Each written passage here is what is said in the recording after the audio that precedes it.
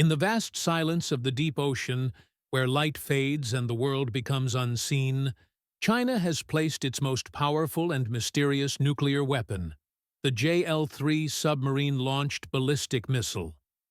In 2026, this missile enters full operational capability, marking one of the most important shifts in China's nuclear deterrence in history. While land-based intercontinental ballistic missiles can be tracked, satellites can monitor launch sites, and aircraft can be detected by radar, submarines remain shadows. The JL-3 is designed for one purpose: to give China the power to strike anywhere on Earth from a place no one can find. It represents not only advanced missile engineering, but also a dramatic change in global strategic balance.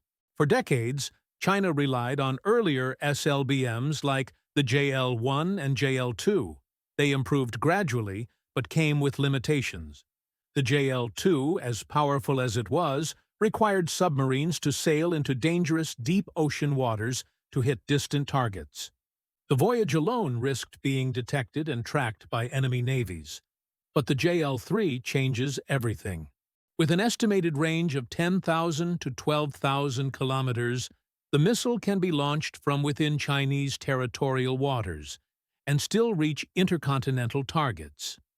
This means Chinese submarines never have to leave the protective shield of the South China Sea, protected by Chinese radar networks, underwater sensors, and naval patrols.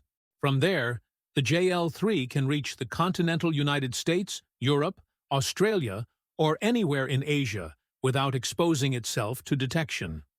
What makes the JL-3 terrifying to military planners is not only its range, but its mission profile. When fired, the missile uses a cold launch system. Pressurized gas ejects it vertically from the submarine without revealing its exact location. Once it reaches the surface, multiple solid-fuel rocket boosters ignite, sending the missile into the upper atmosphere. At this stage, the missile can reach hypersonic speeds, exceeding Mach 20. Upon reaching its highest altitude, the missile releases multiple warheads, each capable of striking a different target. These are known as MIRVs, or Multiple Independently Targetable Re-Entry Vehicles. One missile, one launch, multiple nuclear detonations. Military analysts understand the implications immediately. While traditional missiles target a single location, the JL-3 can target an entire region. One missile could, in theory, hit several cities, military bases, naval fleets, or communication centers. Instead of trying to stop an invasion, the JL-3 ensures that there would be nothing left to invade. This is the essence of second strike capability, the ability to respond even after being attacked. Nuclear deterrence is no longer about who strikes first, but who is still able to strike back. With the JL-3, China makes that ability undeniable. To support this missile, China has built the next generation of ballistic missile submarines, the Type 096 class. These submarines are designed to be far quieter than earlier Type 094 models. Noise is everything in submarine warfare. A loud submarine is a dead submarine. Western analysts have noted that the Type 096 uses newer sound-dampening materials, redesigned hull geometry, and advanced propulsor technology, making it extremely difficult to detect. A single Type 096 submarine can carry as many as 16 JL-3 missiles. If each missile carries multiple warheads, that means a single submarine could carry the destructive power equivalent to more than one major nation's entire nuclear arsenal. And China is believed to be producing several of these submarines. While the missile's exact capabilities remain classified, analysts believe it uses advanced satellite-aided inertial navigation, possibly enhanced with Beidou GPS redundancy. Such accuracy means the JL-3 is not only a strategic weapon, but also a precise one. The missile is reportedly capable of mid-course maneuvering, which makes it extremely difficult for missile defense systems like THAAD or Aegis to track and intercept. Traditional anti-missile systems focus on predictable ballistic trajectories, but the JL-3's ability to change course turns interception into guesswork.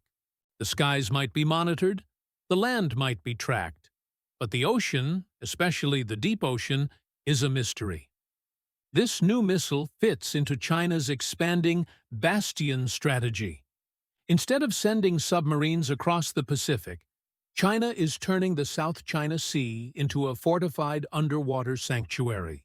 The region is now covered by underwater listening systems, aircraft surveillance, satellite monitoring, and naval patrols. Inside this zone, Chinese submarines carrying JL-3 missiles can quietly wait, hidden under thousands of meters of water. They don't need to roam the world. The world is already within their reach.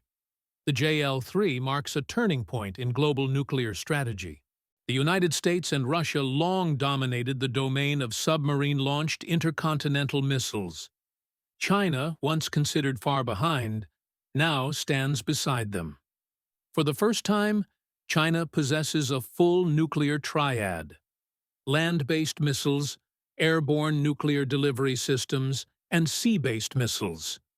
The JL-3 completes that triad. And unlike land-based silos or airfields, submarines cannot be pre-targeted. A nation can destroy missile bases, but it cannot destroy the ocean. The presence of the JL-3 changes political calculations. Nations can no longer assume that a first strike could eliminate China's nuclear capability. Even if all Chinese land-based missiles were destroyed, even if bombers were grounded, the submarines would still exist, silent and waiting. And that is the definition of nuclear certainty. The certainty of inevitable retaliation. No country wants to gamble with a missile hidden under the sea. The JL-3 isn't just a weapon. It is a message. It tells the world that the deep ocean is now part of China's strategic defense. It tells rival navies that the ocean floor is no longer unoccupied. And it tells world powers that the next great conflict, if it ever happens, will not begin in the sky or on land. It will begin underwater.